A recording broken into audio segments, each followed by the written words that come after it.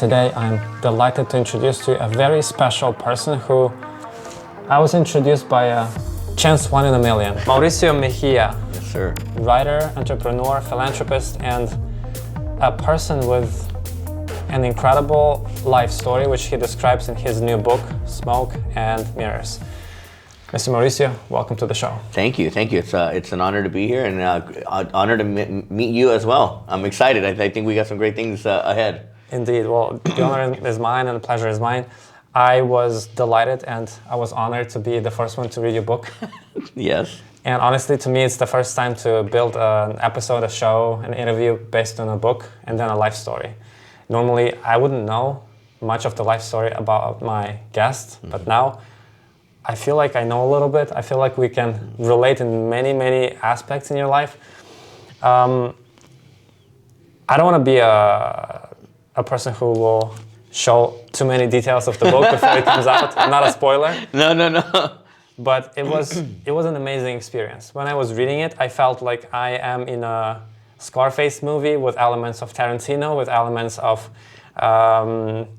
Godfather, but in a very bright colors of Once Upon a Time in Hollywood. Yes. With romanticism, with love, with yes. Wow, thank you. positive feelings. It wasn't dark, although you went through so many challenges. Yes. My first question would be not how you became an entrepreneur, because it seems like you were born with this gene. You begin the book in the shower. Yeah. Saying that you just lost your... Everything. Everything? Everything. The intent of the way I wrote this book was that eventually it would go into a movie or some kind of docuseries or some kind of feature, and that was my intent. That was the purpose in writing that. I wanted to share my story with the world. I think that there was a lot of therapy in writing that book for me, because I was very vulnerable, and I opened myself up and was not afraid to share my failures, at least what I felt was a failure. Well, there are a lot of, I believe, magical moments which we could learn from, and how you went into business, making money on your own with promotion, and then you brought the spirit of LA to San Francisco and to the Bay Area, which was completely different and still is completely different. Oh, yeah. What happened? How did you lose everything? So I grew up in Los Angeles, and grew up with a single mother and with limited income. And I also had a younger sister, so my mother had to work to support two children, and she alone was a young mom. And I think I was just I could feel my mom's pain and her struggles, and I didn't want to feel that anymore. And growing up and going to school, there was a lot of kids that were not really nice. So getting picked on for the kind of clothes or the shoes you wore and stuff like that. So when I would ask my mom to, if she could buy me this cool pair of jeans or these cool pair of tennis shoes, the answer would always, not because she wanted to say no, it's because it was a choice of either putting food on the table and the roof over our head, or having my son have the cool shoes and the cool jeans. So it was more of a necessity. So I think one day it just triggered, it just clicked in my mind. I just said, what can I do to help and take that burden off of her? And and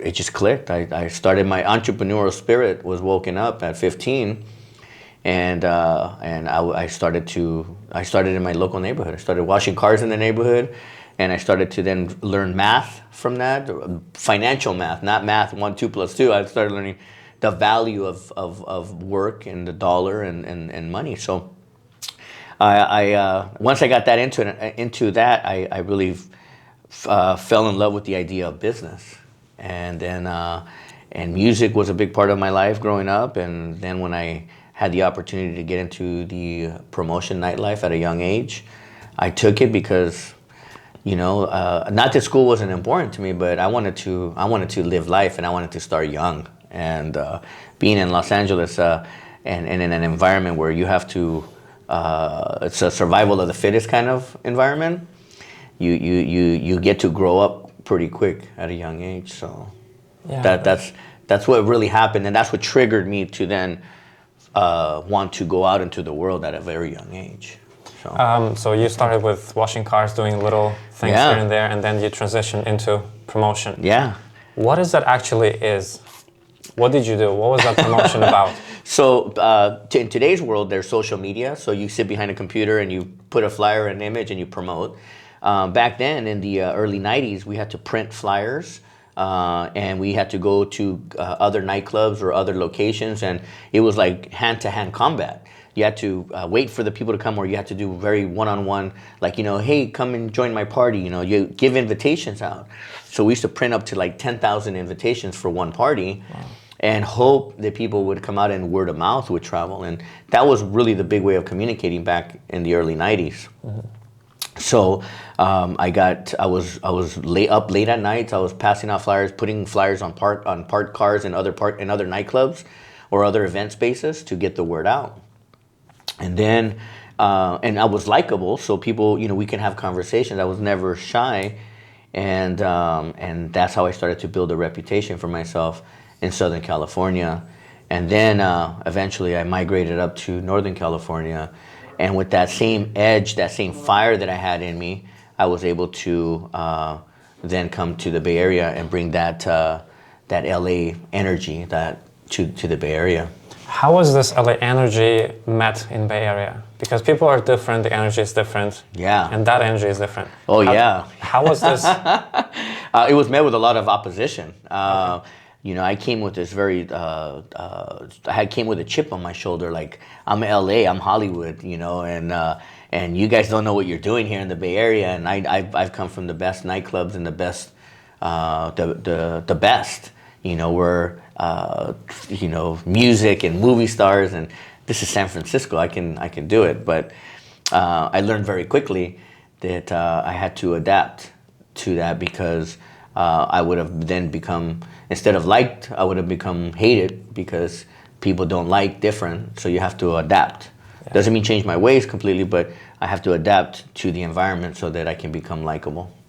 I see. Mm-hmm. What was the turning point when this feeling of not willing to accept you with this energy turned into the positive, into acceptance? So I used that negative energy into fuel, mm-hmm. and I turned it around, and I allowed it to give me that edge that I needed in order to continue to fuel my fire and my direction. And then being, I don't want to say at the right place at the right time, but being at the right place at the right time, and then having someone see talent in me and then taking me under their wings and then mentoring me. Mm-hmm. And that's really when I got my break. I did a couple of things in San Francisco, learned from a couple of operators, nightclub operators up there, and then when I got my big opportunity in San Jose, I not only got accepted to San Jose State, but I got an opportunity to work in San Jose.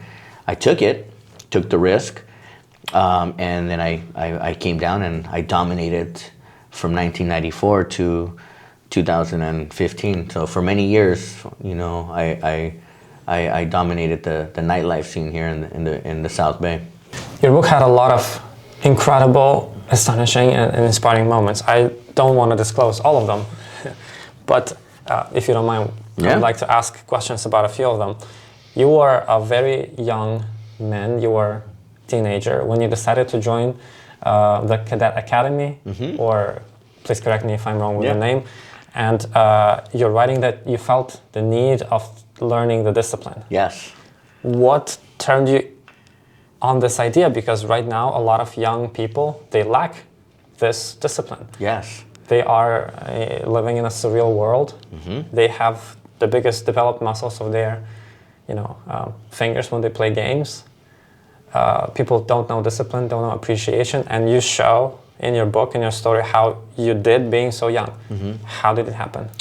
So I think growing up without a father figure in my life was what gave me that need, that wanting, and I knew that with my mom only being what she could do, I was limited. So I had a friend of mine who was a cadet for the LA County Sheriff's Explorer program, and I was recruited, and I felt that I needed to have some discipline in my life and some structure.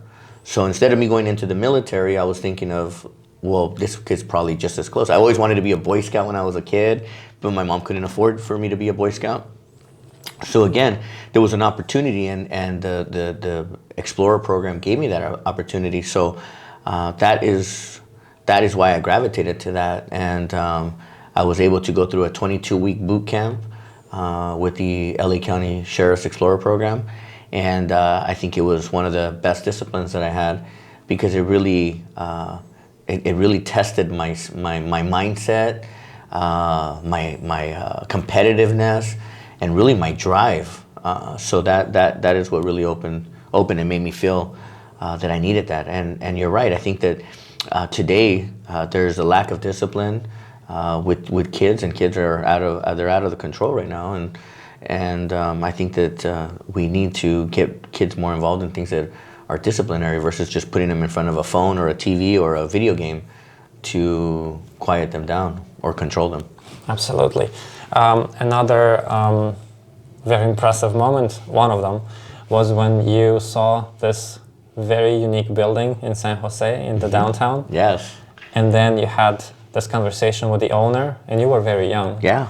You didn't have assets to show, probably not a credit history to show. None. But the owner, agreed to work with you to give you the building. 1,000,000%, yeah. How did you persuade? What was your key of success in negotiation? One of the things that when I do business with people is I listen. You want to do a lot more listening than talking. And when I met this person, the owner of the building, the first thing he wanted to do was share his stories with me. So I spent hours and hours listening to him and him sharing stories and laughing with him. And I was living in the moment with him, present when he was sharing his stories. This man was full of great stories and full of knowledge. And I'm young and I'm hungry and I'm thirsty for knowledge. And he just poured into me, and I listened, and I shared my vision and I shared my background. And by just doing that one-on-one conversation, I got to build his trust. I became likable to him. And when I shared my vision of what I wanted to build the biggest, the best, the most luxurious ultra lounge in Silicon Valley, he believed in me. And on a handshake, we did our deal, and I'll never forget that man. Yeah. How did this deal go on? Within time. One thing is to have a handshake and to have an agreement, but times sometimes are good, sometimes are rough. How was your collaboration with a gentleman during your work with this building? I had 100% support. It was a historical building, so he was very sensitive. But I also had some big support with the construction company, with the mentors that helped me build this dream. They also believed in me. I had this idea that I needed a couple $100,000 when I needed a couple $1 million to build it. And someone believed again in me and gave me that opportunity, and I turned that opportunity into gold. And from 2004 to when we did our grand opening to 2010, it was nothing but success. The only thing that really brought us down was the economic collapse of 2008. If we would have not had that, we would have continued to have been having successful times. Within this project, except of, as you just mentioned, the breakdown in the economy in 2008, which milestones did you have to overcome in order to bring it to reality? And which were your biggest challenges, downs, in this specific project? The biggest milestone that I needed to overcome was I needed to raise money. Once I broke ground, what I thought and what was reality were two different things. I had $300,000 to my name to build this thing, and I was supposed to build the Taj Mahal. And the project came out, the actual cost of the project was $1.2 million. So I had to really go out there and find the resources. And one of the biggest things that I learned about myself was I had no fear. I had no fear of talking to anyone or asking for help and sharing the ability, sharing my vision, and then also and being able to convince them that I was the lucky horse, that I was the person that you needed to bet on. And when I said that I was going to do something, I delivered with what I was going to do. And that's why in 8 months after we opened up, I paid back $1 million back, and we didn't owe anybody any money. This project was the one which brought you to the first million in your life. Yes. Made my first million at 25, and then became multimillionaire at 28, and then it was it was pretty crazy.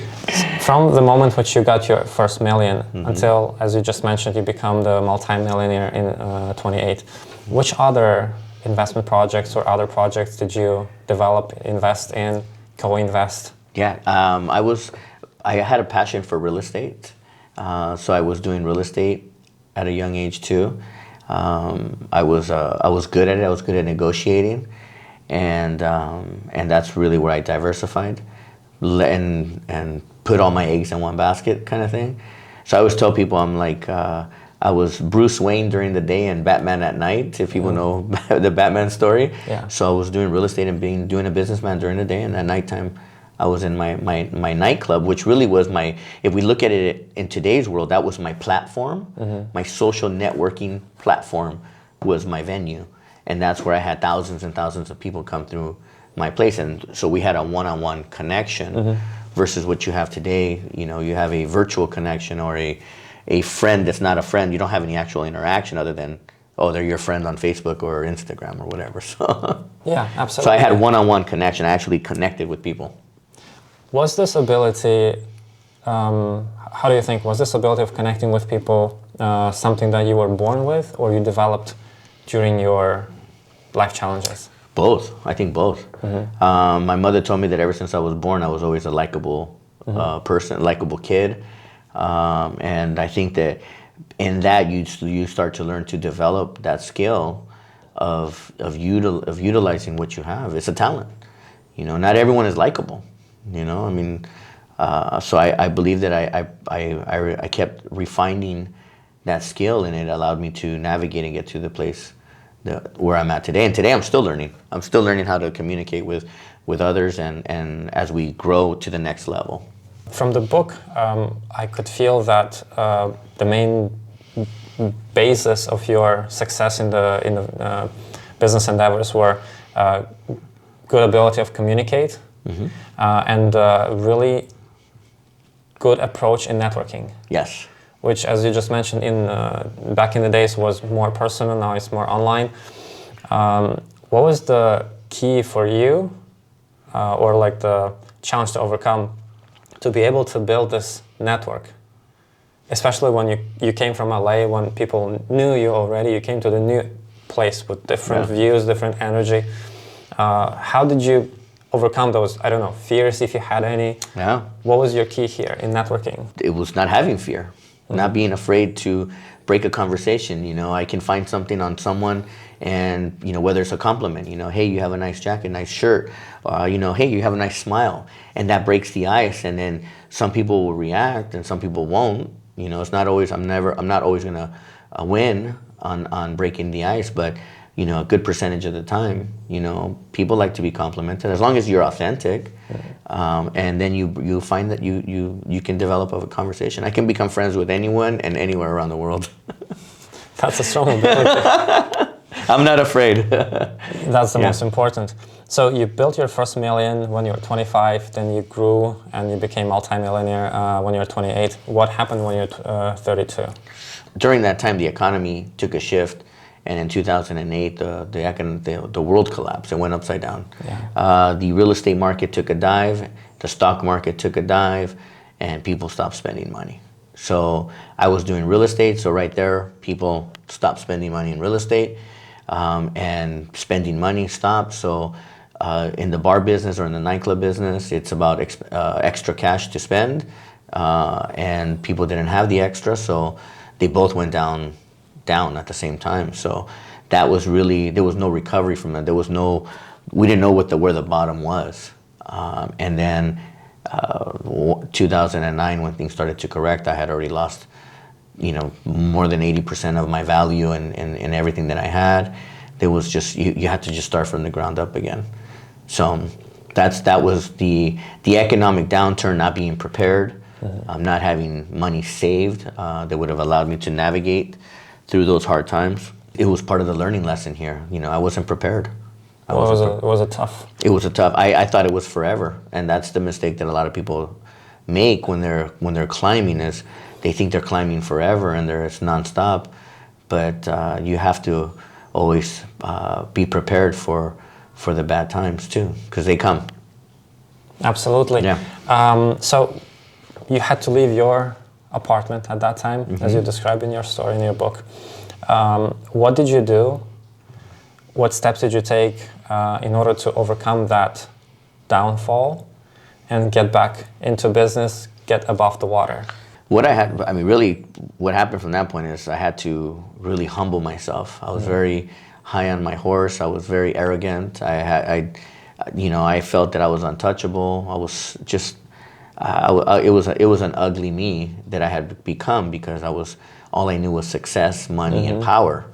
And once the money, the success, and the power were taken away from me, it really humbled me very quick. And then when I didn't have a place to live, it really even humbled me more, because now I had to go ask for help. And so I couch surfed for about a year. Then I ended up moving back to LA with my sister.